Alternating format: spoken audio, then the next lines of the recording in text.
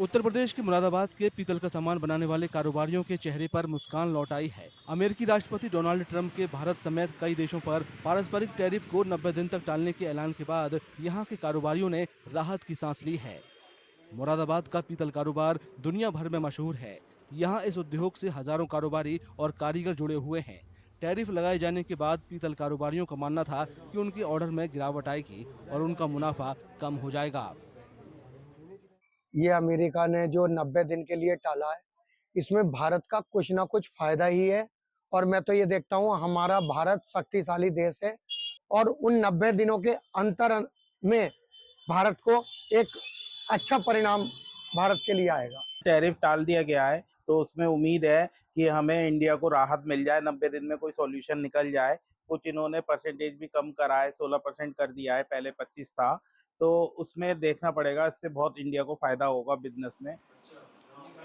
मुरादाबाद में बने पीतल उत्पादों का एक बड़ा हिस्सा अमेरिका को निर्यात किया जाता है।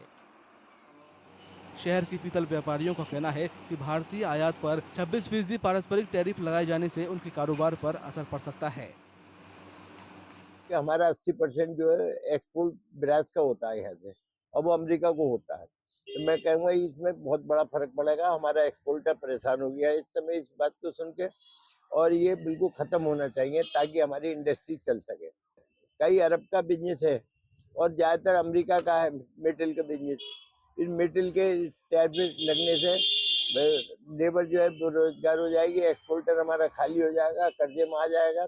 तो मैं ये तो यही कहूंगा कि टैरिफ नहीं लगना चाहिए। अगर वो टैरिफ लगाते हैं, अगर अगर और देशों के मुकाबले हिंदुस्तान में कम लगाते हैं, फिर तो हम कंडीशन में चल जाएंगे। अगर उसने बराबर कर दिया, चाइना का बराबर कर दिया, तो हम नुकसान में जाएंगे।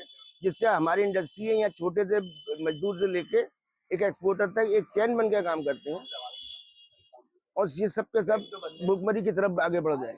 मुरादाबाद में टोटल एक्सपोर्ट जो है वो 800 से 700 से 800 करोड़ के बीच में रहता है, जिसके अंदर 70% भागीदारी यूरोपियन कंट्री और अमेरिका की है।